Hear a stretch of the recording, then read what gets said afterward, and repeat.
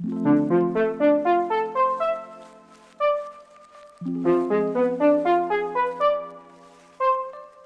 guys, welcome to this brow tutorial that was requested by some of you. Hopefully you guys learned something today and you learn how to do my style of brow. My brow's a little bit straighter, it has a fluffier front and a very defined end. Hopefully you guys enjoy this one.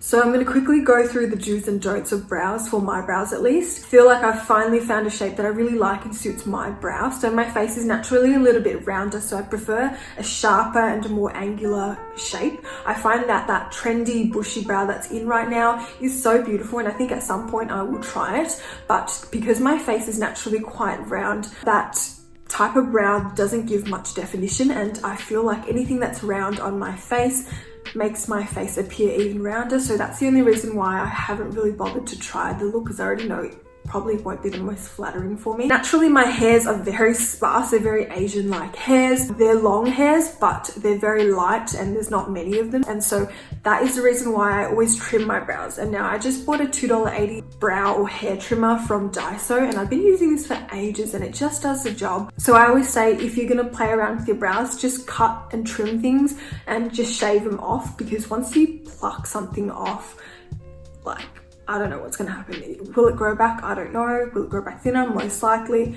So if you're going to experiment with shapes and stuff, just trim and cut. Don't do anything crazy. And that's what I've been doing for years, and I've finally gotten to a point where I'm very happy with the height of it. I used to always take photos on this side only because this brow was fucked. I never ever let anybody touch my brows. I've had a lot of mishaps in the past. I used to get my brows threaded all the time. They were way too thin. The shape was terrible. The brows didn't match. Yeah, just no. So this is kind of a funny story. I think this was like one of the last straws of me ever getting my brows done again. But a couple of years ago, when I was going to Stereosonic, I don't know what I was thinking. I got my brows done maybe like 2 or 3 hours before the event. And when I say they came out like pieces of cotton thread, I could barely see my brows. It was fucked.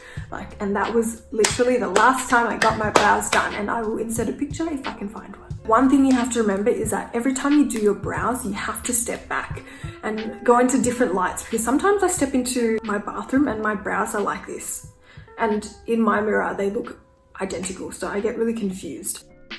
I'm going to be using the micro brow pencil from Morphe in the color Latte.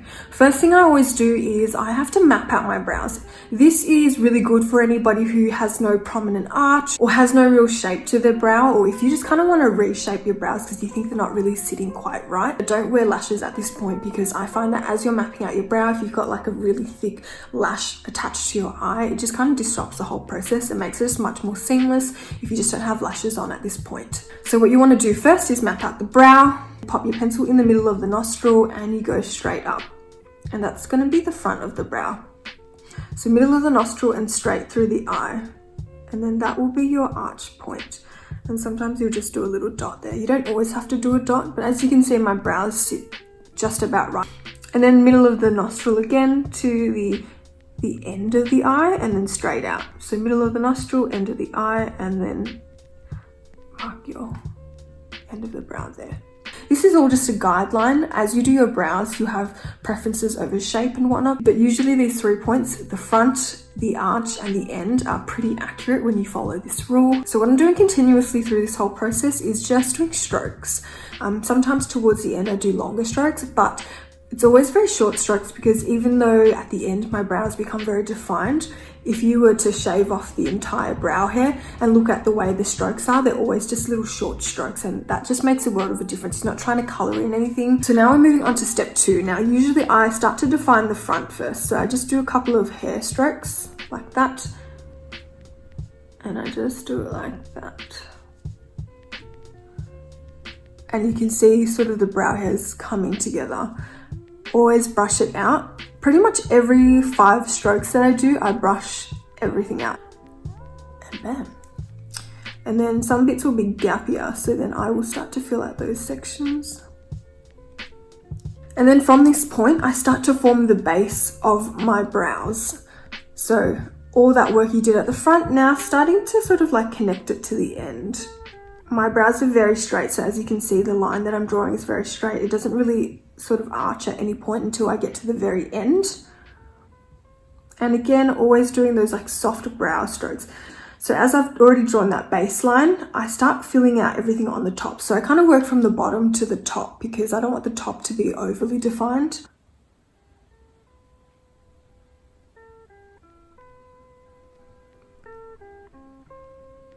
And as you can see, I'm again just doing small little brush strokes.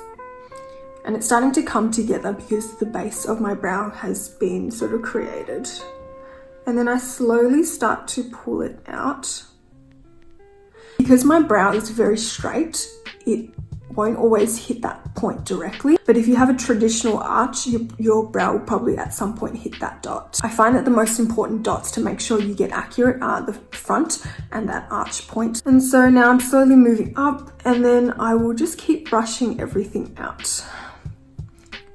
As you brush things out, you'll see what you need to fill and what you don't need to fill, but I keep working upwards. And then slowly I do brow hairs going downwards. I'm trying to show you guys as well as I can. And then I start to do a little like curved shape around that arch point, but I never really go beyond that little dot because I know that that's where my arch should be. But usually I build up a few more strokes just to lift the brow upwards. And sometimes I can see that I've gone a little bit overboard and I'll clean it up with concealer in a little bit.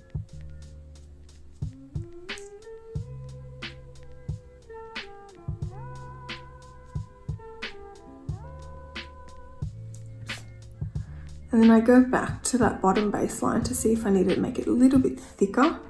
And then you can see that that dot now just sits below, and I'm going to wipe it off because it's starting to distract me a little bit because my brow naturally just doesn't hit that low because it's a more straight brow, but it does extend that far out, if that makes sense.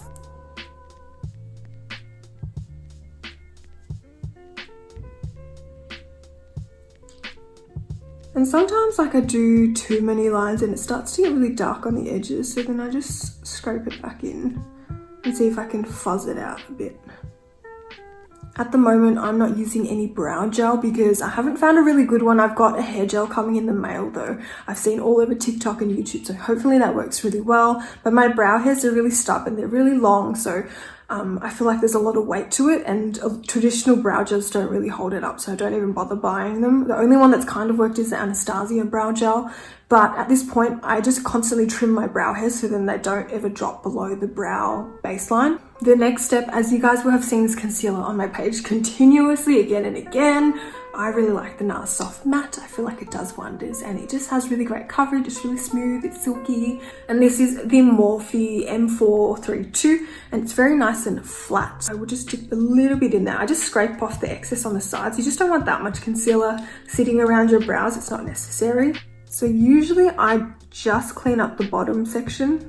Not that I really think today's brow needs it, but I will show you anyway.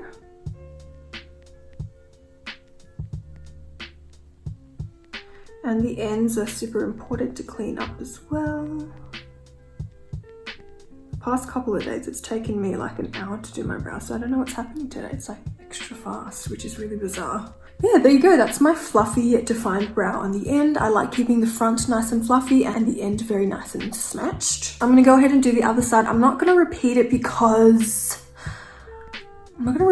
it's very boring and it's probably already taken way too long to do this tutorial. So I'm just gonna go ahead and snatch the other side off. But there you go. So my brows and my lashes are on and hopefully you guys learned something from this. So as you guys can see, my brows are pretty similar. This is the best I could get them to. They haven't always been like this. For years I had brows that were like one side was low and the other side was high. And so I would only take photos on this side. But you know, recently they've been a little bit more balanced, but that's from experimenting and doing my own brows. Little things like that. A lot of people that, you know, thread or wax won't pick up unless you're a very, very regular client. But every time you go and get your brows threaded, usually you'll have someone new. Unless you see someone that's the same all the time, you're gonna get different results. That's why I do my own brows, because I can control what I'm getting each time. So I hope you guys enjoyed this one. I hope it really did fill and answer all the questions that you had. And if you still have questions, please DM me.